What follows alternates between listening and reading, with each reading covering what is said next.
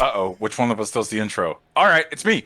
Welcome to Unscripted Gaming. My name is Ray.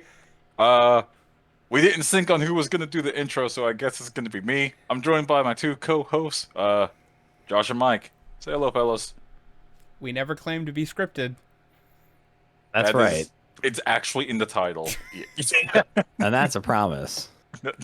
If you came to this We, podcast for prep work, well, get the fuck out. that's, it's 1,000% true. Yeah, That's right. Get him out of gentlemen, here. gentlemen, let's start hot. There's a couple things in gaming news I wanted to definitely talk about, but before we get that. Yeah, Chris games are we Pratt is playing? Mario. the new Xbox is pretty with the Halo on it, and you can't buy it. That's all that's happening in the gaming world, right? I have been trying. So, people that have been watching the podcast a long time know I actually work in the game industry. Where I work and what I work on, not important. What's important is one of these days, one of the games I'm working on is about to come out, and I'm gonna be like mad heated if I can't play that game on the PS5. I think that's like an Yeah. abandonment of like supply. And I said this to Josh, like I think it was last week or 2 weeks ago, where I'm like, I think Josh is right in that we are running away from the console generation, not for the fact that Josh says that, customers don't want consoles anymore. And that's just absolutely not true. That's evidently not true because you can't get a PS5. It's more like, and this is my new argument to Josh, where I say he might be right, we're just running out of raw materials to actually make the chips that the high-end chips that these consoles and like GPUs actually need. And that's more frustrating and worrisome than anything else. I mean, Yeah, yeah, back in the good old days, console wars used to mean Nintendo or Sega. In like 20 years from now, it's going to be, oh, I lost my arm invading Bolivia for raw materials for the for the silica. PS7. Yeah.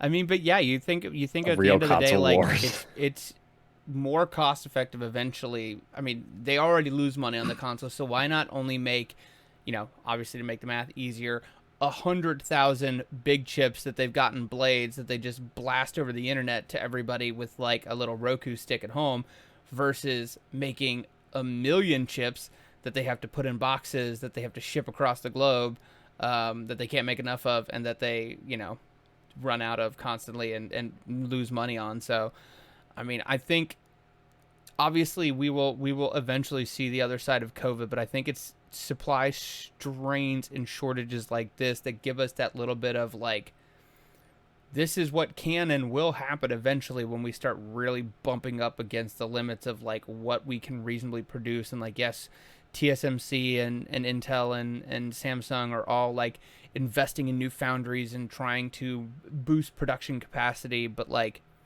at the end of the day, there's only so much that you can do, and like to find new ways to continue to get compute to people in some capacity in a more efficient, in a more cost effective, and a more earth conscious way is going to be very important.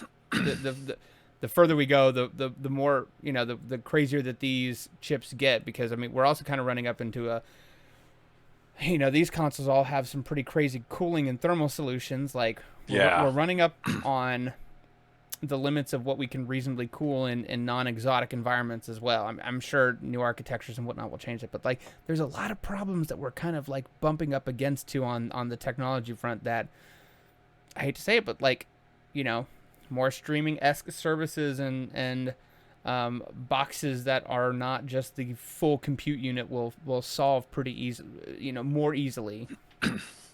I kind of hate the fact that everything you just said is correct. Like, I'm not even going to argue with you. You're right. You're absolutely right. Like, I like the fact that I own my copy of my media, and if I want to pop in, let's say, my copy of Final Fantasy VII for the PlayStation, we'll say my copy of Final Fantasy VII Remake for the PlayStation 4. I could pop it in. No one can stop me. No amount of internet going in or out or latency is going to stop me from playing it. Please drink verification can. But yeah, like Mike is alluding to, once we give companies so much power to control like our media consumption, especially if it's over broadband internet, you're kind of just depending on them like doing the correct thing and like letting us have that power.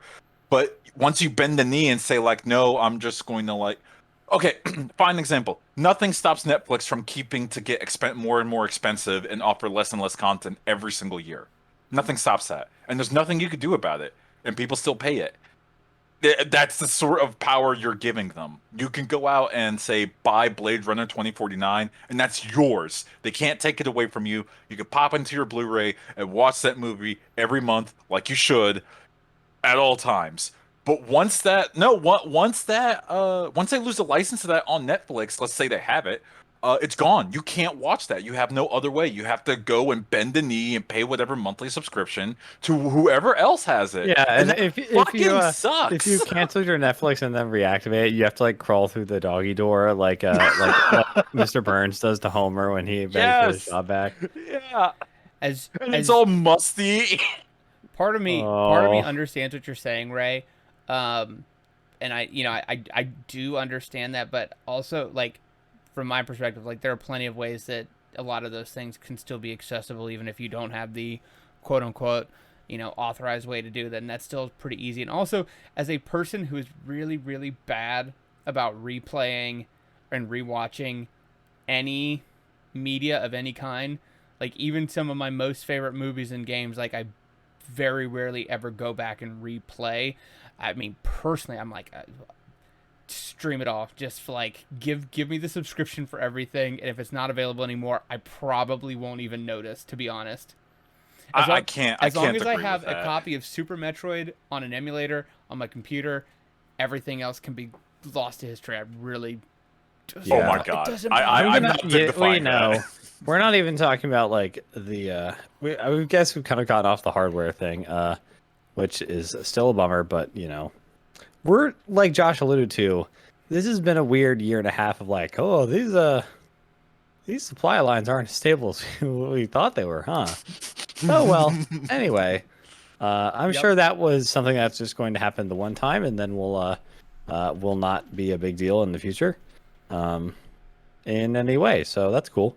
Yeah, the big ticking time bomb for this is, hey, my favorite game ever is an online only game that I don't think you can really run like a third party private server of. So I don't know what I'm gonna do when that happens, because that would be a bummer, but maybe I'll stop playing it before that day comes. I mean, Whenever that happens, we'll see. We've had to make peace when Battlefield 2142 servers went online, and I know I bring that up every other podcast, maybe because I'm still extremely pissed about it, and it was my first introduction to holy shit, online only games actually suck.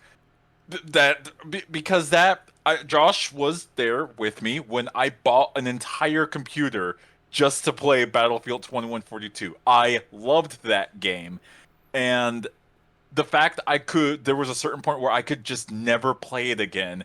Yeah, that blows. That blows hard. And I mean, going are the Destiny 2 servers going to be on in 10 years? I mean, probably, right? Maybe. that's a question. I don't know. Yeah, And that's it's also not really a game that I wouldn't really get a lot of enjoyment out of playing that game offline by myself, I guess. But also the knows? Destiny 2 servers are still online, and you cannot actually go and play real Destiny 2, because so much of the actual Destiny 2 game is unavailable. Yeah, because like that's the thing too, is like the thing that very scummily GameStop will still let you buy.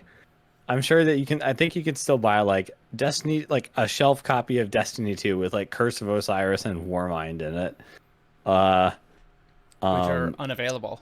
Which are not campaigns that are in the game right now, just because of like this. Basically, they made a bunch of like, I think I've kind of explained this before, but like with Beyond Light, they made a bunch of system changes, and in doing that, they they vaulted, like kind of removed a lot of locations and campaigns from the game because of those locations got removed.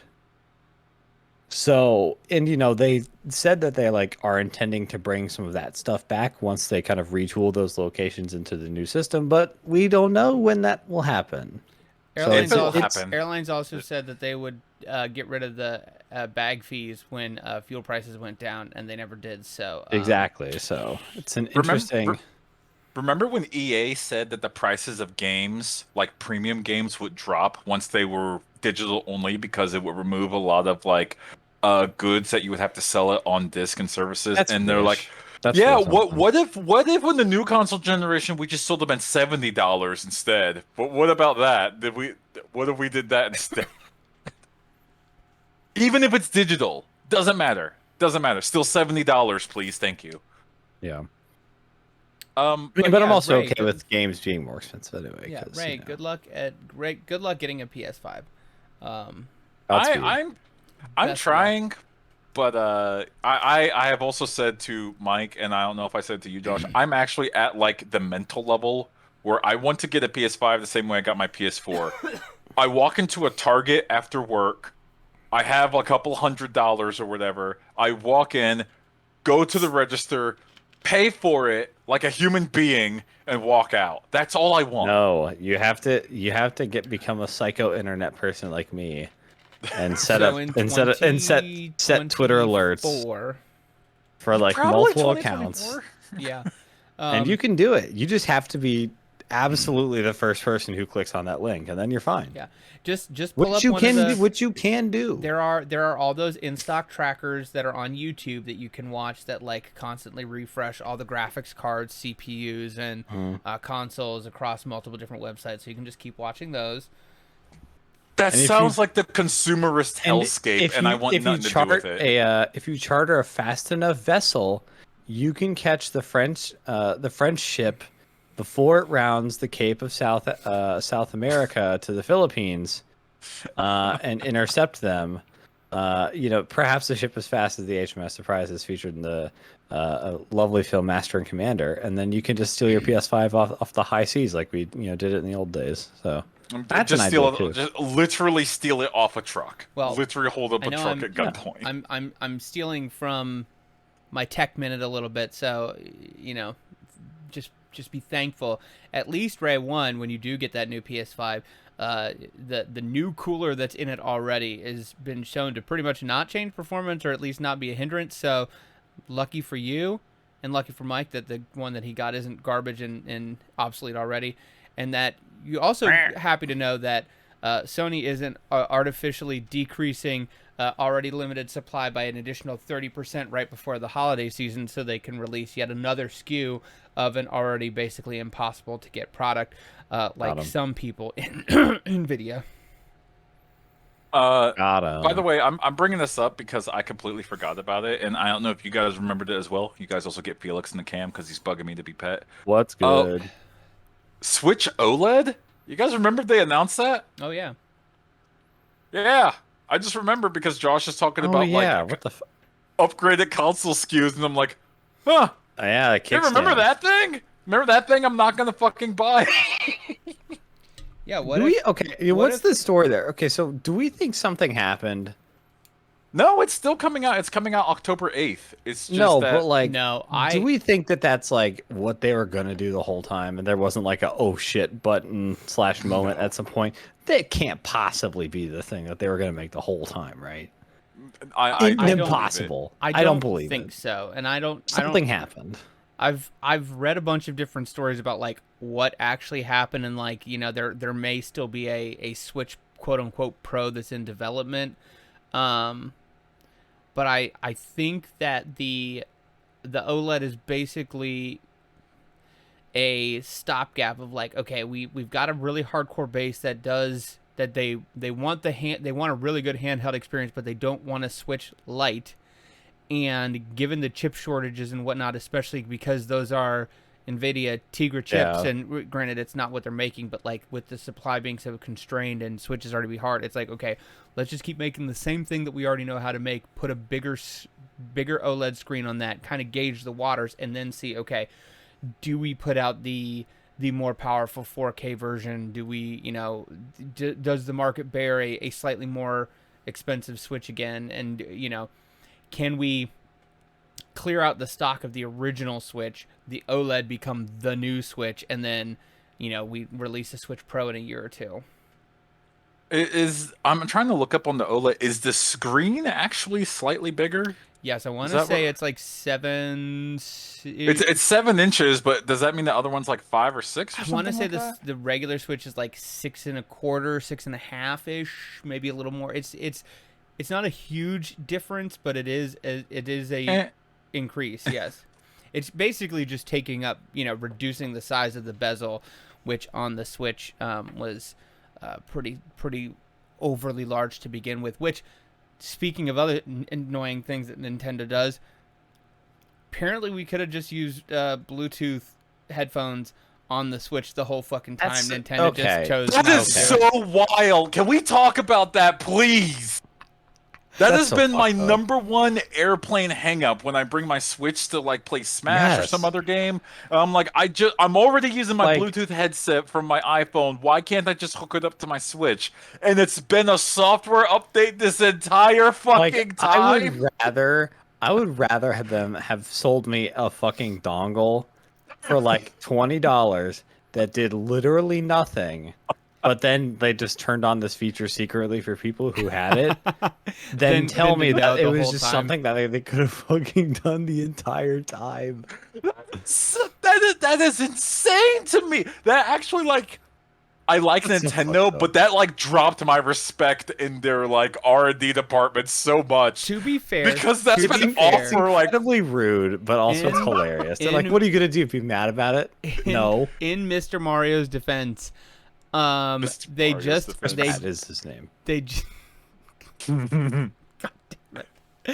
They just assumed that everybody was going to be so busy with rooftop Switch parties that they could not spare the Bluetooth bandwidth for headphones, because you needed to have all the lanes available for all the controllers for your parties. I can't believe you just said that out loud. I would have rather bought a literally useless $20 dongle that enabled this feature than have the knowledge of knowing this just could have been fucking done the entire time. You could have bought that dongle. They exist. I just never brought myself to buy that because I always thought that's absurd. Dongles were sold. How many trillions of dollars were spent on Bluetooth dongles and USB-C headphones for people who already had Bluetooth headsets that are now like, what the fuck did I do with those? That's another thing. The dongle picks up the one USB-C port that is underneath the Switch. So it's like, oh no, my Switch with its really shitty battery life, I have to either choose between using a headset for Bluetooth or charging it. It's the iPhone situation all over again in console form. It doesn't have to be this way. But here we are. I'm glad they gave us the update 4 years later. God, that's so absurd! It really actually blows my mind that you guys could have just done this at any point and you didn't. Like, holy shit! It's so funny. Like, it's Ray. Let me put it this way: the Joker thinks that this is a cool Switch update, and he appreciates it. That's how twisted the Joker is that he thinks this is normal. I think somebody on the podcast is like, "What other secrets is this thing hiding? Is there like a trapdoor on the dock where you open it up and there's like an Ethernet port?" I swear to God. That's another thing. The Switch OLED actually has an Ethernet port built into the dock, which they're charging like that as part of the $50 price update. And it's like, why the fuck are you advertising this as like a feature? What? I know Nintendo loves to save money, but sometimes I swear they just take the piss. Guys, we have this new cool internet protocol. It's called Ethernet. And they just like, and then they do like a whole, now check out this cool thing that we have in the new Switch.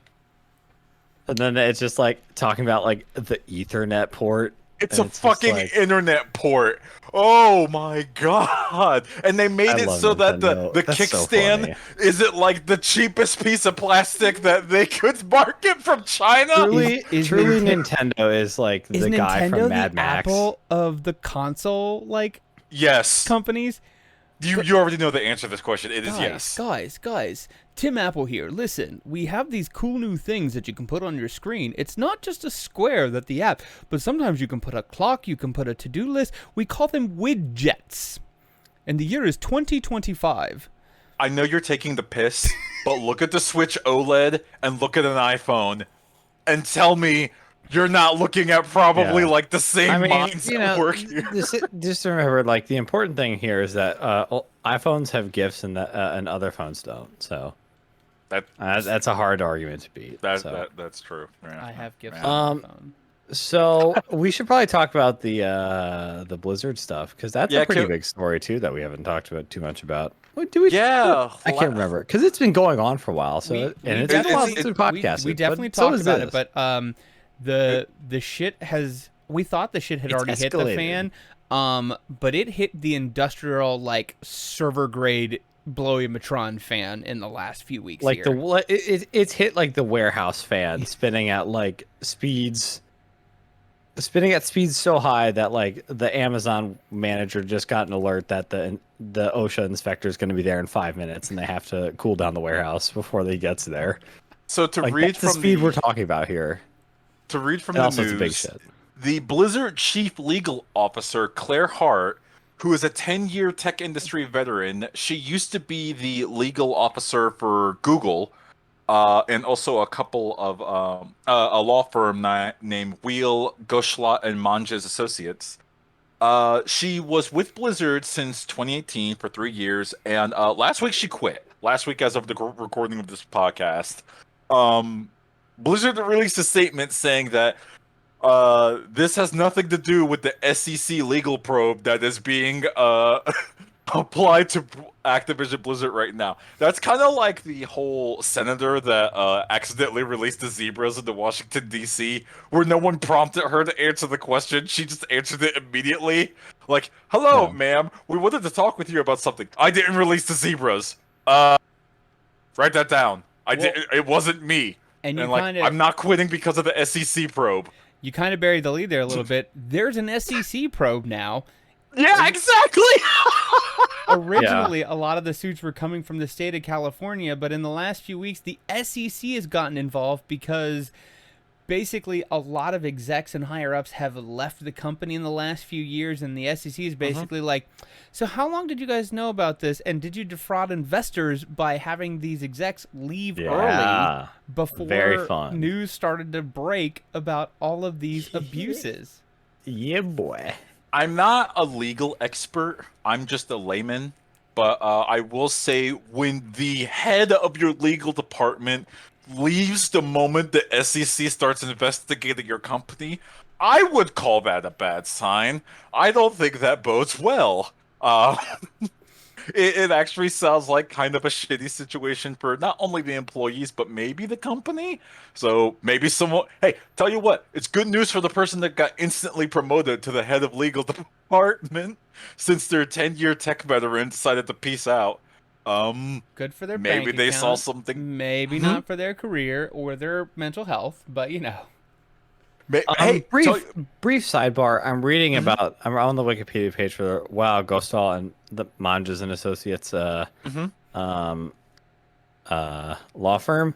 Yeah. And this one line I thought was funny. After the 1990s, later the law firm spread its practice notably into non-contentious finance and private equity practice. Which I just thought was a funny line. I'm like, non-contentious finance, non-contentious and private finance. equity practice. Anyway, That's very specific. Non-contentious finance. I have so many questions as to what that means. Maybe because I'm an idiot. Notably non-contentious finance and private equity are separate things, apparently. But, yeah. Of course they are. Know? Why would what they? do I know? Why would they be connected? Again, I'm going to say again, anyways. I'm a moron. So Yeah. maybe that means nothing. Apes together strong, right? Yeah, speaking of apes together strong, Blizzard Activision, I know you guys had kind of a union thing going on. You guys need to I'm not telling you guys what to do, but you could kick that shit into overdrive and no one would blame Yeah, it anyone for that. I think as I think I've said a cajillion times, anytime something like this happens, it's all these things like the bro culture, it Hmm. all evolves out of an unfair treatment of just the basic nature of how employment works in large companies and industries like this. Yeah. And there's one solution, you know, it's not a perfect solution. It will take time. It won't be easy. Hmm. Um, management won't be very happy that that's what you pursue if that's what happens. But uh, maybe I would bet, I would bet that a more equitable workplace at Blizzard, however that is achieved, would go a long way towards preventing a lot of these issues. I think that so much of I the think that's what I management think. of I think so much of the management of Activision Blizzard has kind of quit, specifically the Blizzard person, or been fired, Yeah. pick your poison, that I don't think they have a place to say like, no, you guys can't unionize. Why would you? It's like, oh, why would we? I don't know. Yeah. I mean, they'll obviously say that, but Yeah, but they're. but I mean, like, not that like labor never has like a leg to stand on, but they never. You are not going to have a better leg to stand on than right now to say like yeah. you are literally under investigation by the state of California and the Securities and Exchange Commission, like for being terrible at management. Or yeah, for at its core being bad at managing your workforce and Your company. Like we need Yeah. exactly. we need to have a seat at the table for our protection, both like Exactly. as a workforce of like people who want to not be harassed and brutalized at work, but also people who want to continue to have jobs Yeah. Yeah. because you don't run this company into the ground. Like, I mean, Exactly. Like from both fronts. there's it's a like, very smart business angle to it yeah, too. That is a very effective argument, Josh. yeah. Good point. I agree. Well said, Josh. Perfectly said. While we're talking about large companies doing very dumb business decisions, let's talk about the ongoing. I mean, Oh, no, I'm sorry. The ending yes. of the Oh, Apple and yeah. Epic lawsuit. Let's talk about the winners and losers of this lawsuit. They They both both There's no. lost. lost. They both lost something, but I'm gonna go on record and say Epic lost more because Epic is Yeah, still probably. taking an L. Yeah, I, I mean that's again the most important thing here is that we achieved the funniest possible outcome, which is just that neither company had a super decisive win here, and it just wasted a lot of their time, which is funny. So So let's talk about what Apple lost. Apple lost the ability to force all app providers to go through the Apple payment system or the yep. Apple Store to collect cash from app providers. So Apple can't force everyone to take a cut from their store. And Apple takes a healthy 30% cut off of everything that is sold through their store. Um, that's Apple's loss. Also, Apple had to reimburse Epic for. No, I'm sorry. Reverse that. What Or- Epic lost is Epic lost all of the money they made for the like couple hours that they started selling shit around the Apple Store, which amounted to like $200,000. So the judge says, "Yeah, what you did actually violated terms of service and was illegal. Boom, you have to pay Apple that money." that's And so funny. Apple lost their. I mean, my apologies. Epic lost their case to stay on the App Store. As a matter of fact, They are still not on the App Store.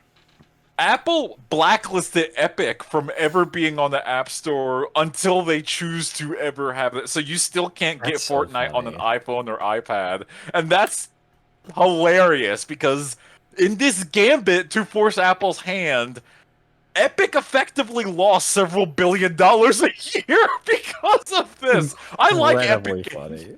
I want to be clear. I like Epic Games. I love the Unreal Engine, but this shit's hilarious. That's just funny as hell. Dare I say, I appreciate the Epic Game Store.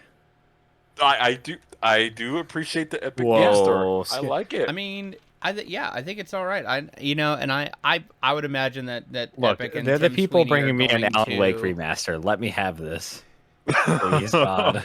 I would imagine we're going to see an appeal on this. But I think that while Epic, in its pursuit of like personal profit, obviously lost in the sense of like what they're trying to accomplish for like the greater App Store ecosystem, I would say that they were like moderately to mostly effective. Like obviously they didn't, get anything where it's like you can have an Epic Store style situation on the Apple platform, but to say that people like Netflix, people like Spotify, people, smaller places like Floatplane and what's that like there's like a learning company that like have a bunch of it's that it just have like a bunch of creators that do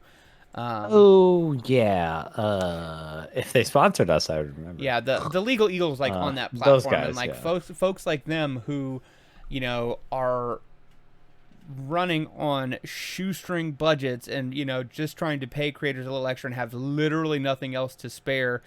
For folks like them to be able to get on the largest platform in the world and not just arbitrarily bleed revenue because Apple says you have to go through us, even when they have their own payment platform methods.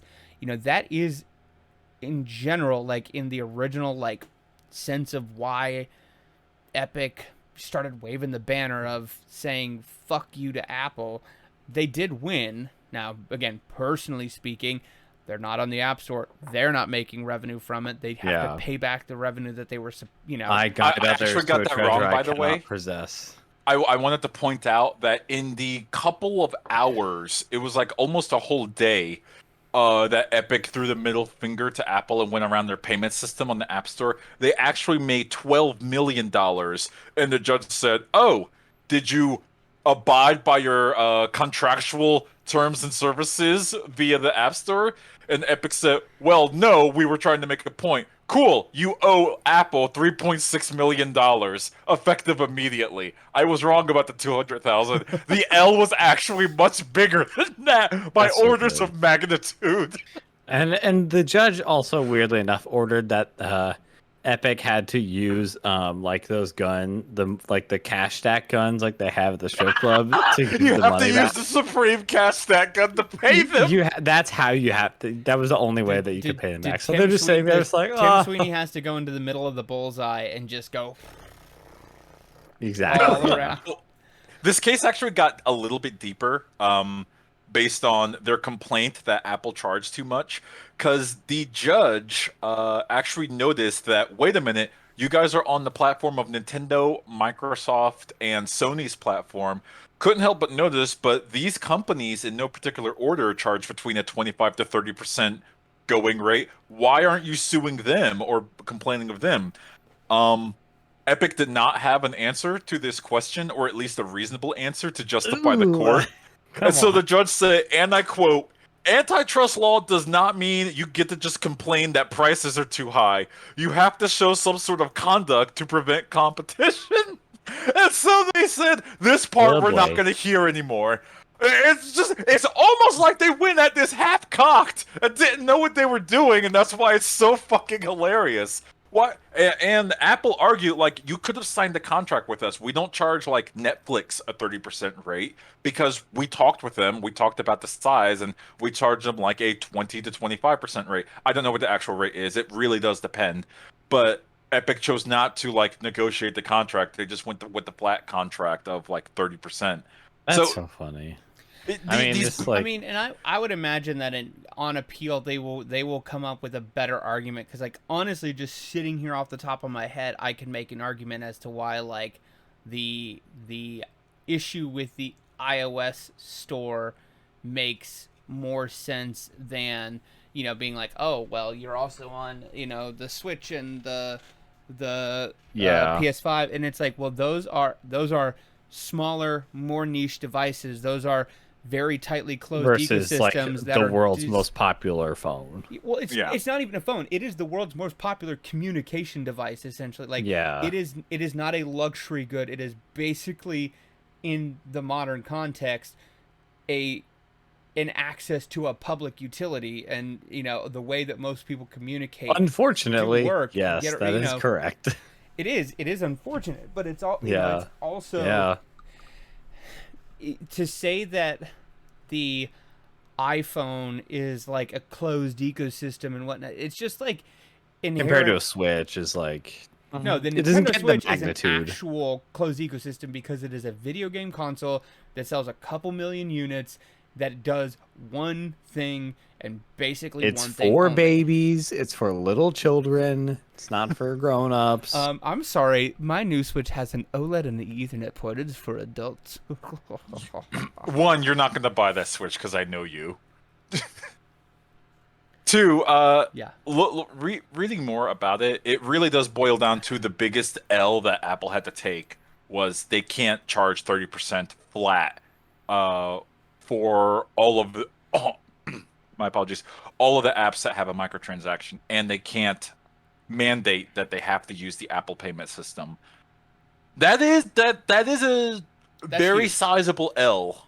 That That is. And for your smaller creators, for your smaller platforms, for people who are up and coming, that is huge. That is how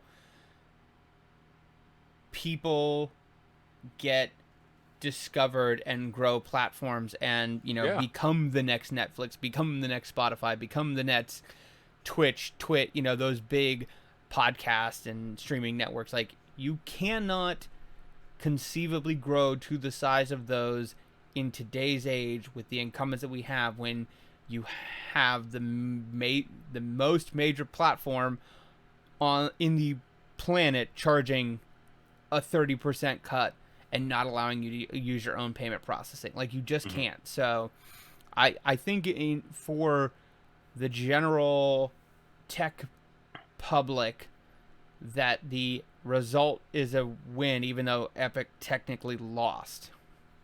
Oh yeah. And I have a feeling that at some point they're going to cut some kind of deal, right? Like, I don't know. Apple's pretty vindictive. that is true.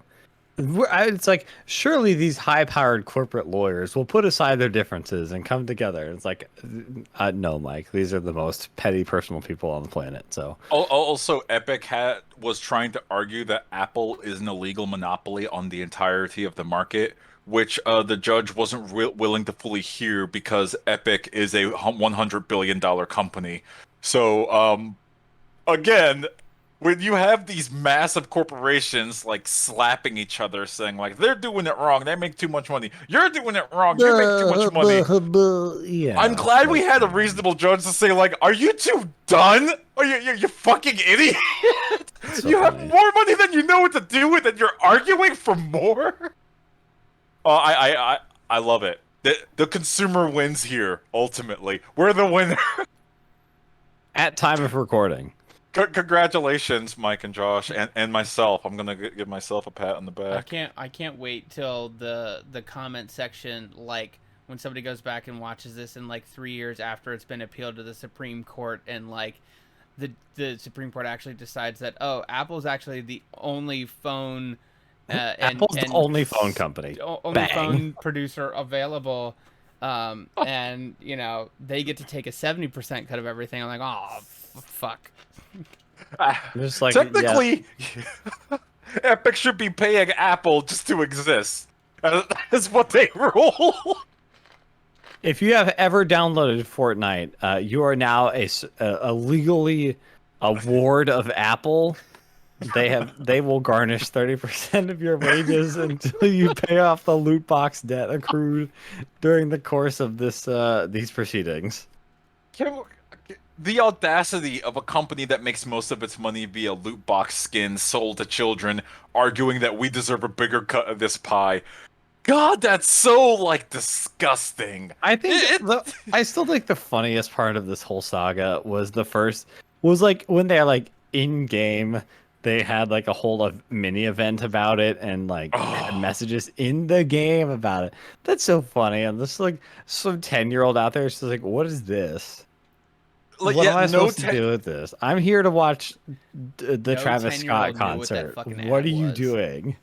It's so No, funny. no one It's that so good. plays Fortnite understands the 1984 Apple ad commercial reference that Exactly. you guys are doing. What are you doing? I mean, Jesus Christ, that commercial is older than me, and I'm the oldest one on this podcast, and I'm looking at that like this is dumb. God, this is so fucking stupid. This is bad Oh yeah, marketing. I I'm hope baby. you Come guys on. lose, and they did, and that makes me That's so happy. funny. It'd be like if Destiny had an in-game event about how they're suing Marty McDonald. That'd be hilarious. There would be like a strike about how he the weird things he said about that Gillette ad that was nice that everybody liked because Marty has some very bad opinions about things. Maybe, yeah, It'd be maybe very Marty funny. McDonald's kind of maybe don't meet your heroes, kids. The man That's writes the end some of good music, and that's all he does. Let's just say that. He yeah. has no other opinions about anything else. Hey, Just like the guy who invented Minecraft, who was just a oh, guy, and we don't have to talk about we don't him talk about anymore. him. Yeah, we don't. Hey, there's a very good book called At the Mountains of Madness and Call of Cthulhu. You should never look up anything about the author ever. You Or should just read the what he or named his what he pet. or what he named his pet cat. You should never. You definitely should not go to the Wikipedia article of that author and find out what they named their cat. There, Don't I do think it. Whatever you do. these are definitely cases of trying to separate the artist from the art. And since he's long dead, please do that. Please, I 100%. implore Actually, you. Read this real book talk. and Like, make someone put duct tape over the author's name before you pick up this book. oh, I can't believe he named his cat that. That's so fucked up. no, that's indicative of how much of a shitheel he was. Anyways, Oh, yes. uh, We do not stand J.K. Rowling. There, I threw that out there just to yeah, go ahead and make sure we cover all the bases. just add that to the pile. Yeah. Yeah. That's all I have for like gaming news. Josh, I know you have a tech minute. Go ahead, get it out the way. Time for Josh's. Time for Josh's. Time for Josh. Time for Josh. Time for Josh's. Josh's Tech Minute.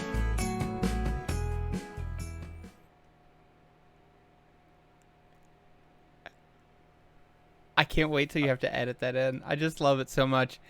The best part is got a new computer. Part of Josh's Tech Minute is Josh has a new computer. I got a 5900X. But Switched over to the Ryzen platform.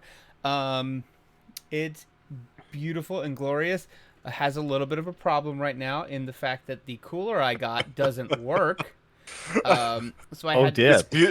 It's beautiful and glorious, except for when it overheats. so I had to RMA it. So Excellent I'm using, for toasting melts. So I have a 12-core, 24-thread processor with a 120 millimeter AIO, and let's just say that will it works. But intensive tasks, it definitely starts to just in recording this podcast. My CPU is at around 85 degrees, so That's not bad. It's not. It's not bad, but just for doing a little bit of screen capture on OBS, Yeah, it's not great. it's not great. Yeah.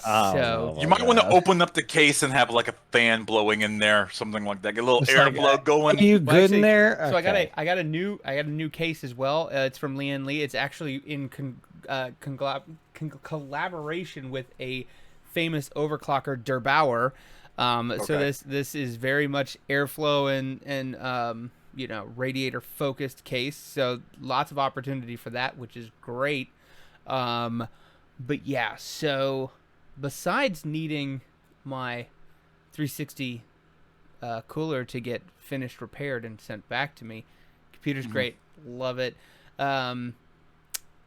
But in the tech world, besides just me getting a new computer, I alluded to this earlier. This has been kicking around for a couple weeks now, but it has been said that NVIDIA is expecting a 30 to 40% reduced capacity in their production heading into the holiday season because they are planning to launch the 30 series Super refresh early next year. So they're going to be setting dies aside during this period of still decreased capacity, increased demand, so that they can launch yet more SKUs. Remember, if you guys ever go to Black Twitter, and if you don't, you should just go to the subreddit r/Black Twitter. It's hilarious. But remember when the rumors were floating around where Sony was going to launch a refresh of the PS5, and they were like, "Motherfucker, we ain't got the original one. What you talk about refresh?" Well, that's how I feel right now. Yeah, I mean, well, so somebody actually there were for a while when it was speculated about the 3080 Ti, before that came out with just like I think it was 12 gigabytes of RAM versus 10 or whatever. The original rumors were for 20 gigs, and apparently that card did exist, and they were talking about it, but they made the decision to cut that back down. But there are a couple cards floating out there in the wild with the actual 3080 Ti with 20 gigs of VRAM. But yeah, it seems like a bad time to do a super refresh. It also just means that people who is like, oh hey, I would love to buy a 3080 at $700, just are never, ever, ever, ever going to get the chance unless the news that broke today that we record 9/24 has some impact on the crypto market and makes supply a little easier to get. The People's Bank of China made all crypto transactions except for the digital yuan illegal as of today. Really? Yes. So the Digital Bank of China makes crypto, Ethereum, Bitcoin, everything except the digital yuan are illegal as of today. So, now China's not just cracking down on mining, but they're actually cracking down on actual transactions in the country. Yes, right. Between this and the limited hours that China has put on youth gamers, this is how I know that China will eventually conquer the United States within my lifetime. I'm calling the long shot here, folks. No, I don't. Hold on. I'm gonna be start with learning Mandarin now. I'm kind of with Mike because China is, for better or worse, actually doing more to like. Okay, I think China actually sees more writing on the wall in terms of climate change to actually like do something like reasonable, whether they're realizing it or not. I think they said they did. Brief tangent, not video game related at all, but yeah, I think I did see them commit to no new coal plants at the UN. Yeah. So. They're that is just generally kind of cool. So. Well, it's kind of cool. They also cause 50% of the issue, so maybe they should do something. So. Yeah, exactly. Please do something, motherfuckers. I think crypto just more represents an outstripping of their ability to produce in the way that it was growing, and also just a lack of control on being able to trace things efficiently and easily. No. I get what you mean, Josh. I was saying like crypto sucks in terms of like climate consciousness. It's possibly one of the worst things in terms of climate consciousness because it doesn't produce anything. Like it produces nothing tangible. I can make an argument for like you going and buying a new car. I'm like, okay, maybe he needs a new car actually. But I can't like say like, you actually needed to go ahead and mine that Bitcoin. That was a net good, and I'm so glad you did it. It helped the world in some way. It doesn't. It fucking doesn't. I mean, if you get to use that to purchase something, then it's nothing of value. Stop it. Please. And I'm not saying that there aren't issues with crypto and that like more of our energy just in general should be renewable and sustainable in some capacity. But like at the end of the day, like you're turning that into real money and things that I can use to do something with. No, you lost. No, I'm sorry, you lost me. There's no defense for crypto Sorry. And, money. Right, and She's right just here. wait until I tell you that that we're not gonna go back onto the gold standard. We're gonna go onto the crypto standard, but it's not gonna be God. Bitcoin. It's gonna be like Dogecoin. I'm It'll alright be with that. cummies. The cummies market is coming, ladies and gentlemen. We should start a Felix crypto coin. That It's just Dogecoin 2.0. the value of it goes up depending on how much you yell at Felix during the podcast or if he appears on camera. And if there's a podcast without a mention of Felix, then it crashes. I like Say it. hi to the camera, Felix. Oh, look at Felix. He's a good boy.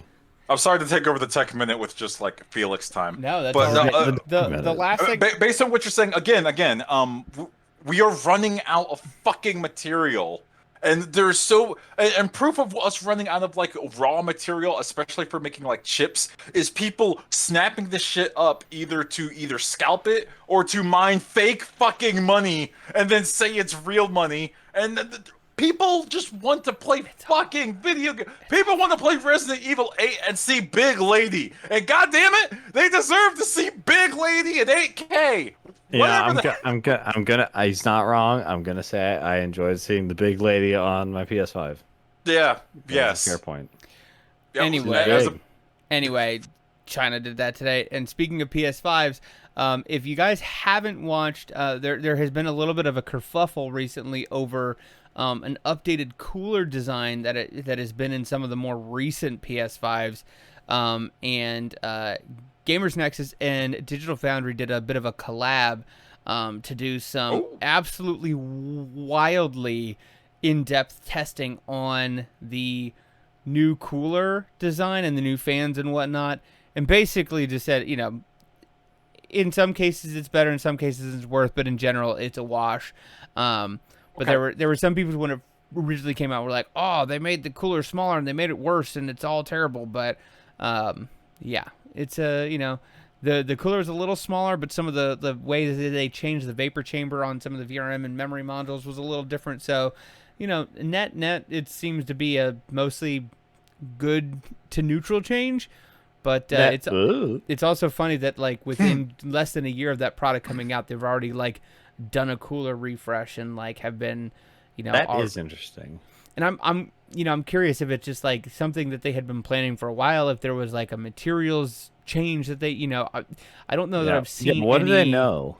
Yeah, if I've seen any changes as to why they did that, but it is what it is.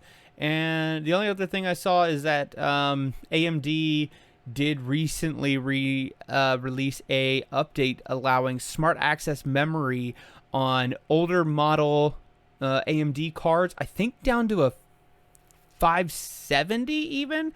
So the ability when you pair a AMD card with an AMD CPU in the compatibility list, giving that direct link to the full memory available on the card, rather than that like I think it's like 256 chunk that's available at the time.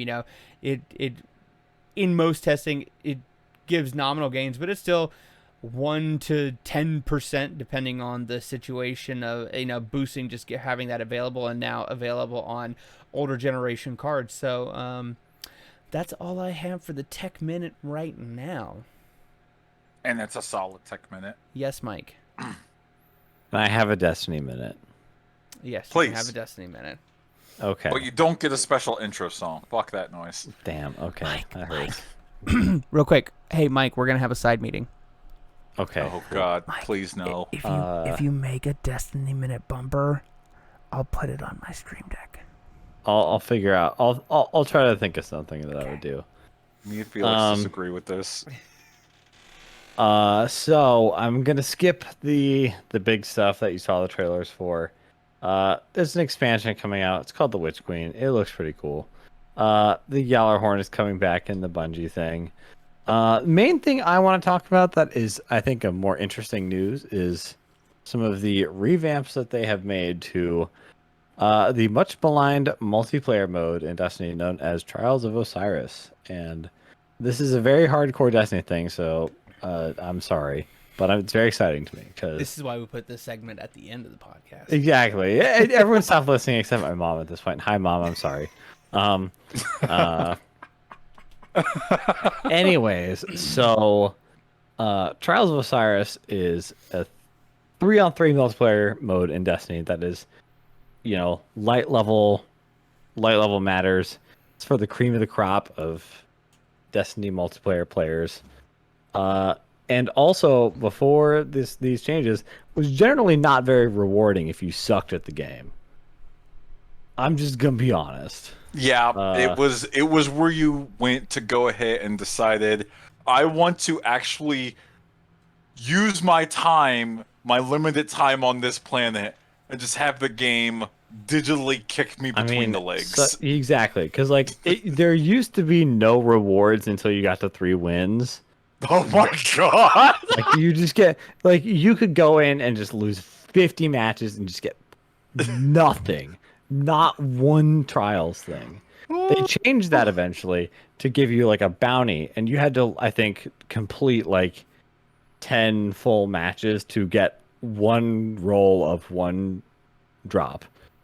But now they have a rank up system that is the same rank up system that all the other vendors are on now for trials. The trials vendor, my boy Saint 14, and generally the player pool has been really high because they've added matchmaking, so you don't have to go through the hassle of finding your own fire team. You can just hit the trials button and jump in.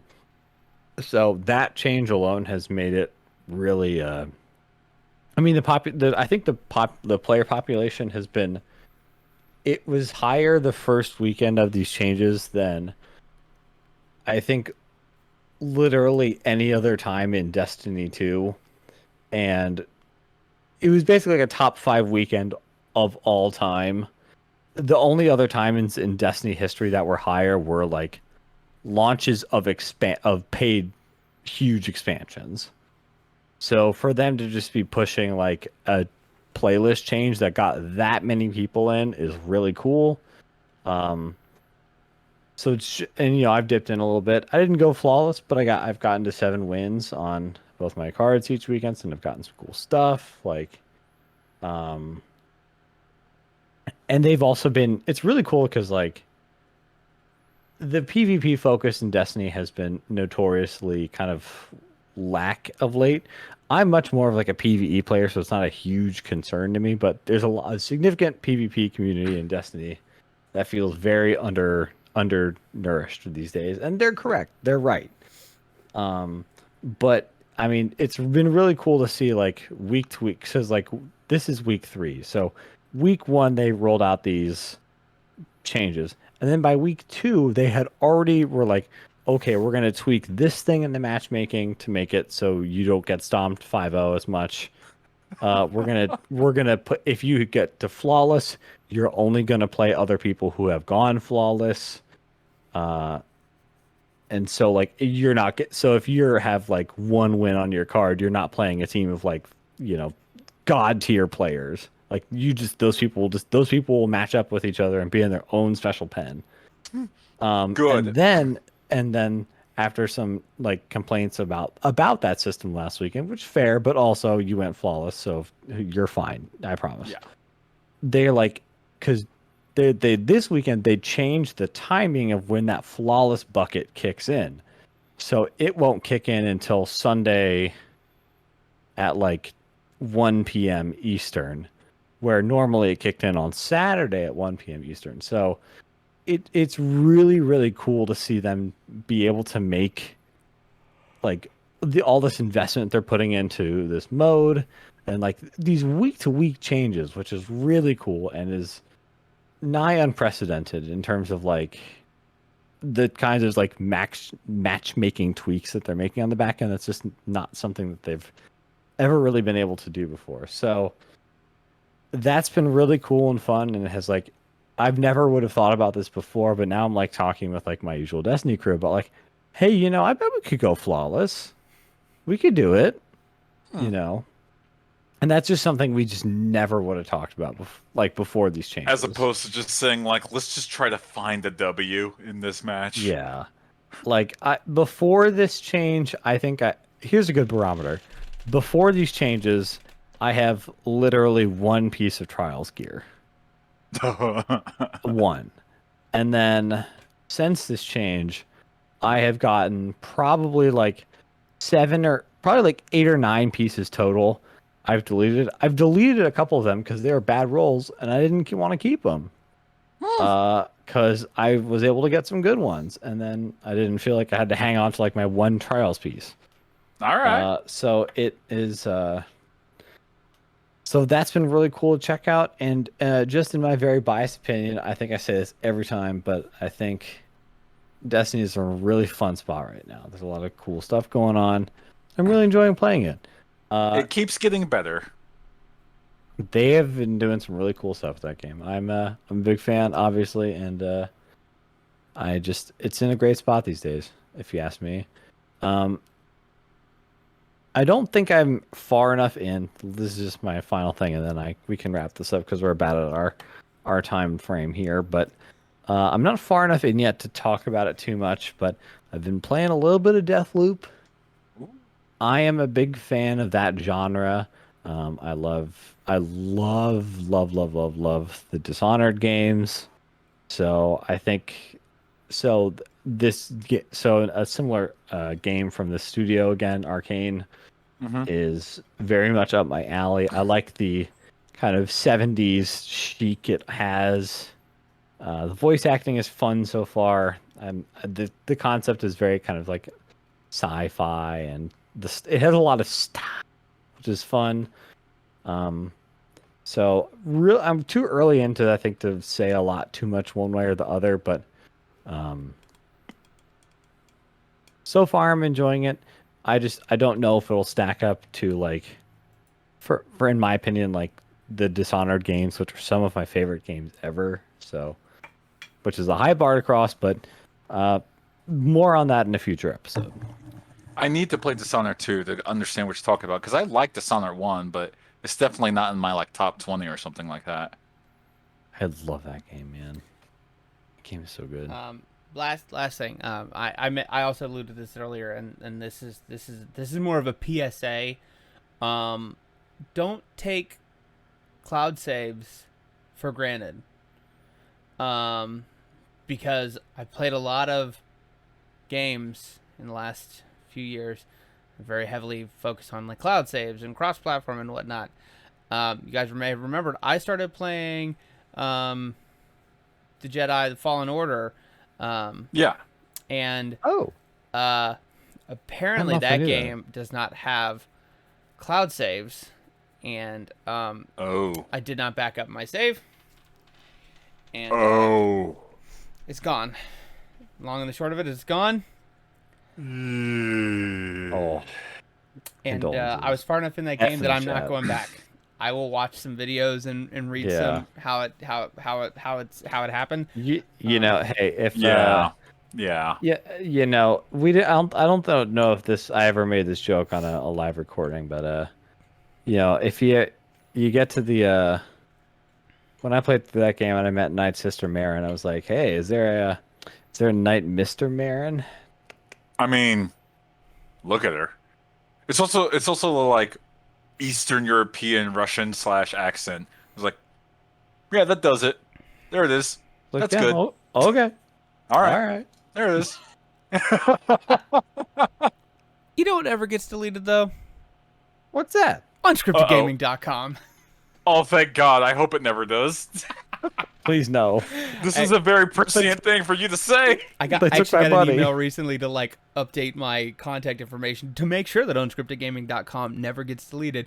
That's where you can go to find links to all of our video and audio content. You can also get our socials, Unscript Game Podcast on Facebook, Twitter, unscript_gaming, soundcloud.com/unscripted-gaming for audio links. You can also find us on Google, Stitcher, everywhere, Spotify, all those places. We are on the YouTube. Get us in your ears, get us in your eyes, check us out. Appreciate you watching. Thank you. My name is Josh. My name is Mike. Ray. Ah, Good job, boys. close Peace. enough.